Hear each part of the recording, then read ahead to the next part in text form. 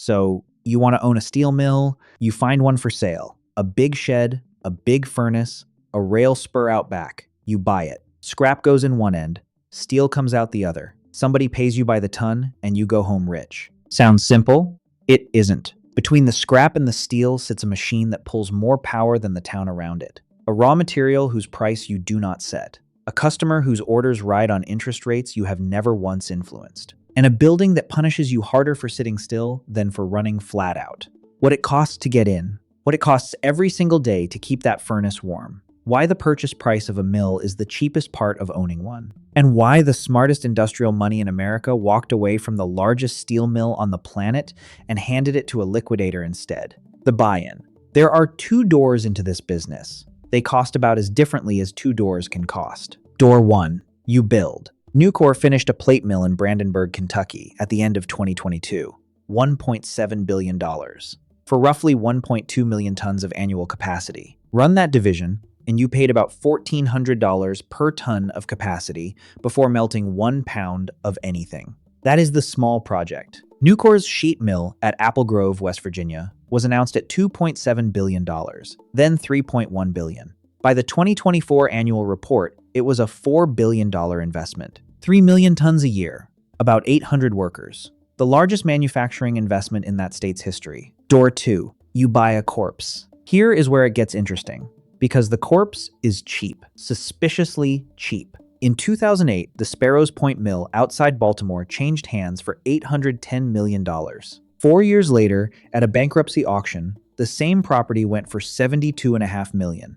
Same land, same blast furnace, same deepwater port that steel people had called world-class for a century. 1/13 of what it had been worth. And in the same bankruptcy, the mill in Warren, Ohio, went for $17 million.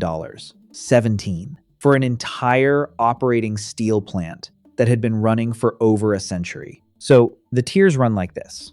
A new mill, $1 to $4 billion. A working regional mill, hundreds of millions. And almost never for sale, because nobody sells the machine that prints a spread. A dead mill, less than a mid-size apartment building. You already know there is a catch. Let's go find it. What you inherit. When you buy a mill, you are not buying a building. You are buying a legal position on a piece of contaminated ground. Steelmaking ran for decades before anyone regulated it. Sparrows Point started making steel in 1889, so by the time rules arrived, the ground had absorbed a century of everything. In 1997, Maryland's Environment Department and the Federal Environmental Protection Agency signed a consent decree with Bethlehem Steel over contamination there. That decree did not die when the company did. It got amended in 2014 and handed to the next owner. Look at what the next owner had to promise. Remediation was estimated at $48 million, and the state required that money be guaranteed, not promised. $43 million in a trust fund, $5 million in a letter of credit, $3 million more to the Environmental Protection Agency to investigate contamination in the water around the site, plus oversight costs, plus penalties up to $5,000 a day for missed deadlines. That is what $72.5 million actually bought. Not a bargain. An obligation with a building attached. You also inherit things nobody writes down. A grid connection. A melt shop needs an interconnection agreement with a utility, and those get negotiated over years, not weeks. Try getting a new one today, with every data center in the country fighting you for the same substation capacity. You inherit people who know the machine. A caster is not intuitive. Neither is a ladle or a tap. Idle a mill for 2 years, and those people take jobs 4 states over. They do not come back. And a scrap relationship. Somebody has to deliver thousands of tons of graded metal to your gate every week, forever. Get that wrong, and the furnace sits cold while you pay for it anyway. So, how does anyone make money on this? Turns out, in more ways than you would guess. The revenue layers. Number 1, tons times price. Obvious, and still the big one. In the first quarter of 2025, Nucor shipped about 6,830,000 tons to outside customers and booked $7.83 billion in net sales, an average of $1,146 a ton across everything it sells. Big number. Now watch what happens to it. Number 2, the spread. You do not get to keep $1,100. You have to buy the scrap first. In that same quarter, Nucor's steel mills segment sold steel at an average of $938 per ton. The average cost of scrap and scrap substitute was $394 per gross ton used. Subtract $544. That is the number this whole industry lives on. It has a name, the metal spread. Everything else here is about what eats those $544 before they reach you. Number 3, product mix. Same furnace, same molten steel, wildly different money depending on what you pour it into. That quarter, Nucor averaged $888 a ton on sheet. Bars, $877. Plate, $1,014. Structural beam, $1,300. Read the two ends again. $877 for bar, $1,300 for beam. A $400 per ton gap on metal that came out of the same ladle.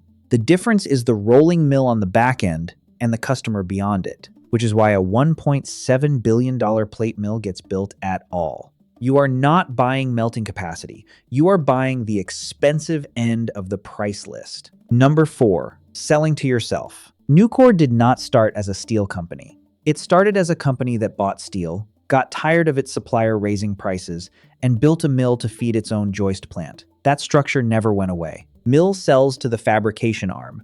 Fabrication arm sells the finished product. Company collects margin twice on the same ton. Own only the melt shop, and you are a commodity supplier waiting for the phone. Own what gets built from your steel, and you have a customer who cannot leave. Number 5, getting paid to exist. Nucor received $275 million in financial assistance from the West Virginia Department of Economic Development, tied to the Apple Grove project. Not a gift. The company earns it by hitting capital investment, job creation, and payroll targets by a deadline. But sit with the shape of it. On a $4 billion project, a state government put up roughly 7% of the build to make sure the mill landed inside its borders instead of the next state over. Which brings us to something worth stopping on. Listen to that again. In August of 2012, Sparrows Point went to auction. About 18 companies filed paperwork and put down a cash deposit to bid. 3 were steel companies. The mill on the block had been the largest in the world. 30,000 people worked there at its peak. Deepwater port. A blast furnace union officials called one of the best on earth. Not one steel company bought it. The winning bid came from a liquidator and an environmental liability firm. The only other offer came from a property speculator. People who make steel for a living looked at the largest steel mill on the planet, with 2,000 trained workers outside the gate, hoping for a phone call, and every one of them passed. Listen to that again. The steel industry looked at a freestanding, port-connected, fully built steel mill going for 1/13 of its recent price. And the steel industry said no thank you. They were not stupid. They had run the ledger. Now you get to see it. The ledger. Start with the one everybody forgets, because it does not arrive as a truck. It arrives as a bill. Electricity. An electric arc furnace strikes an arc between graphite electrodes and a pile of cold scrap, and holds it until the metal turns liquid. Modern furnaces use somewhere between 350 and 500 kilowatt hours per ton melted. Call it 450. Industrial customers in the United States paid an average of about 8.62 cents per kilowatt hour in 2025. Multiply it out. 450 kilowatt hours at 8.62 cents is a little under $39 of electricity inside every ton of steel. Scale that to Brandenburg. 1.2 million tons at 450 kilowatt hours. Each is 540 million kilowatt hours, which at that average industrial rate lands near $46 million a year in power for one mill. There is a second problem with power, and it is not the total. It is the shape. A medium-sized furnace can be rated at 100 megawatts or more, not energy over a month. Instantaneous draw, the moment the arc strikes. Utilities price that. You pay demand charges on your peak, not just your total. So the worst thing you can do is run in unpredictable bursts. Next line, scrap. $394 a ton in that Nucor quarter, and it moves constantly. Scrap ran up sharply in early 2025, hitting around $349 a ton on one widely watched index in March, about 22% above the year before. Your scrap bill went up 22%. Did your selling price go up 22%? It did not. Next, the consumables nobody puts in the brochure. Graphite electrodes, which burn away. Oxygen and natural gas for the burners. Lime and alloys for chemistry. Refractory brick that wears out from the inside and gets rebuilt on a schedule. None optional. All scaling with tons. Next, people. Brandenburg employs about 440. Apple Grove is planned around 800. Skilled, well-paid industrial jobs in regions where that matters. The payroll does not shrink when your order book does. Next, maintenance and upgrades, which in this business are not the same as repairs. Nucor spent $650 million modernizing its Gallatin sheet mill in Kentucky, taking capacity from about 1.6 million tons to about 2.8 million.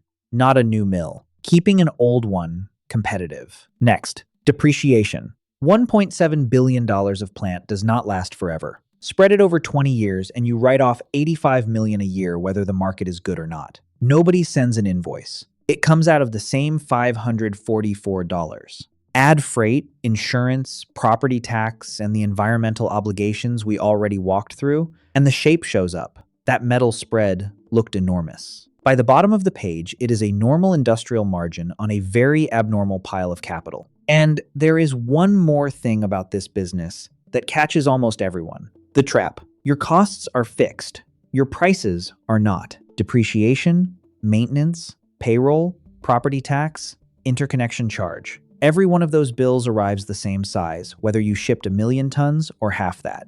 Divide a fixed number by fewer tons and cost per ton climbs, right when you can least afford it. Meanwhile, what sets your tonnage? Construction takes over half of American steel, so your volume is set by interest rates, housing starts, and federal infrastructure spending, none of which have your phone number. American mills averaged about 76.7% capability utilization in 2025, and about 75.4% the year before. Roughly 3/4 across the whole industry in a decent year. Now, put the two blades of the scissors together, because this is the part that kills people. In the first quarter of 2024, Nucor's steel mill segment averaged $1,108 a ton on sales, against scrap at $421. Spread, $687. 1 year later, first quarter of 2025, the same segment averaged $938, against scrap at $394. Spread, $544. Selling price fell about 15%. Input cost fell about 6%. The gap narrowed by $143 a ton in 12 months, with no decision made by you and no mistake committed by you. On 1.2 million tons, that swing is about $172 million of gross margin. Gone. Same mill, same workers, same electricity, same everything. Here is the trap in one sentence. You own a fixed cost, and you sell a floating price. Somebody figured out how to survive that.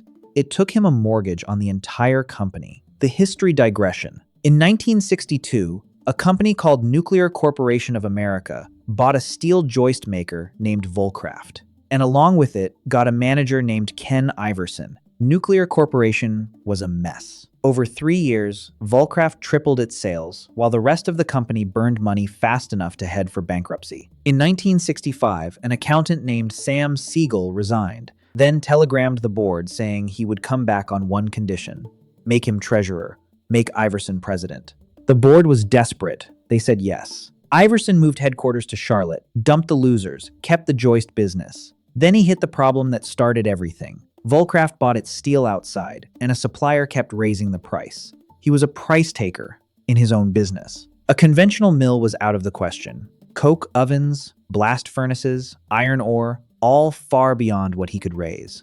But there was another way, used more in Europe than in America at the time. Melt scrap in an electric arc furnace. So he mortgaged the company for a loan of $6 million and built a small mill in rural Darlington, South Carolina. It opened in June of 1969 and went badly. The casting machine kept breaking out, spilling hot steel over and over, from startup until late in 1970. For more than a year, the bet looked like the mistake that would finish the company. Then it worked. Earnings jumped 140% in 1971 and another 70% in 1972. That same year, the board dropped the old name and called the company Nucor. Understand what he invented, because it was not the furnace. Furnaces existed. Iverson proved a small mill, built cheap, fed on local scrap, sited beside its own customer, could undercut giants who had spent a century believing steel required a mountain of iron ore in a harbor. Every mill on the American map is a descendant of that argument. About 70% of American steel now comes out of electric arc furnaces running on scrap,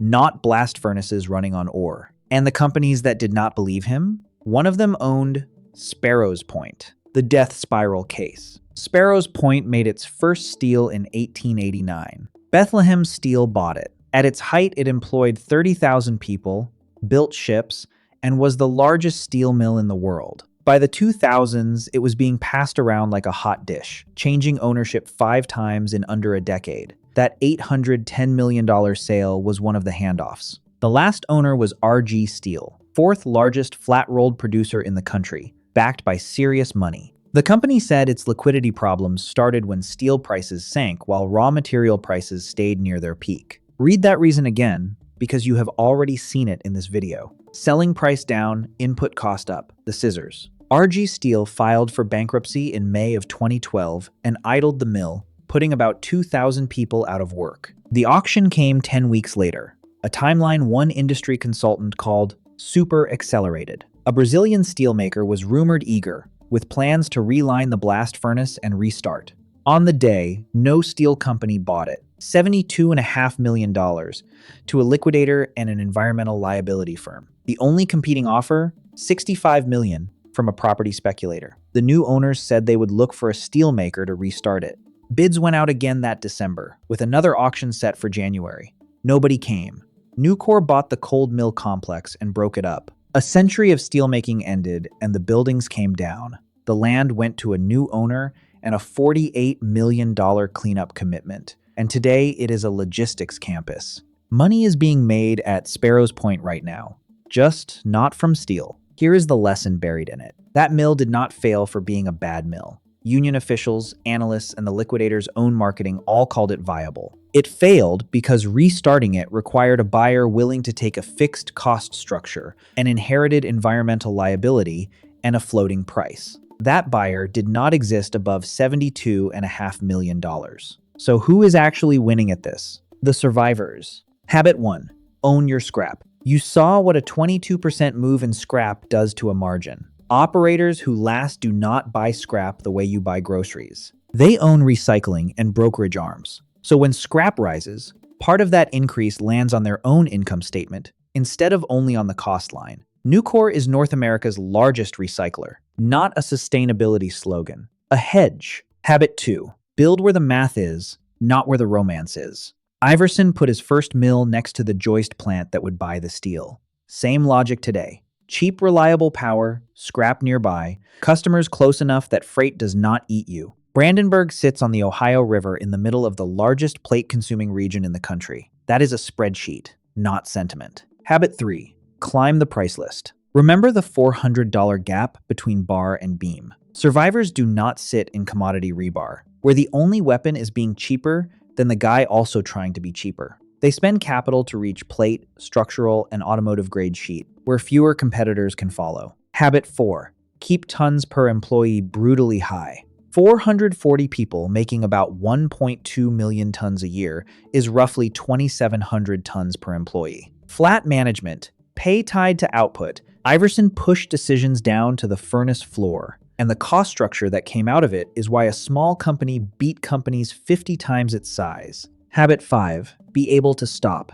An arc furnace can be throttled down and brought back up. That is the quiet superpower of the model, and it is exactly what a blast furnace operation does not have. When demand falls, you idle a shift instead of watching a furnace destroy itself. Owners who cannot slow down are the ones who end up at an auction in August. The verdict. Does this actually work? Run both years. Take the Brandenburg mill as your model. 1.2 million tons of capacity, $1.7 billion of plant. Good year. Sell into a market like early 2024. Spread of $687 a ton, running near full. That is about $824 million of metal margin. That is not profit, not close. Out of it comes $46 million of electricity, 440 people, electrodes and alloys, and refractory, freight, insurance, property tax, and $85 million a year of depreciation on the building. What is left is a real return on $1.7 billion. And in a strong year, it is a very good business. Bad year. Spread compresses to $544, the way it did inside 12 months. Same tonnage now makes about $653 million. You lost about $172 million without one wrong decision. Worse year. Spread compresses and tons fall together, because they always do. Run at 75%, close to the industry average, and you melt 900,000 tons at $544. About 490 million of metal margin. Depreciation, payroll, property tax, and interconnection charge did not shrink by $1. That is the whole business in 3 scenarios. Not a story about steel. A story about a gap between 2 prices, multiplied by a volume you do not control, against a cost base that never sleeps. Which is the part nobody tells you when you look at that big, beautiful building and imagine owning it. You never own the steel. You own the gap between 2 prices, and neither one of them was ever yours to set.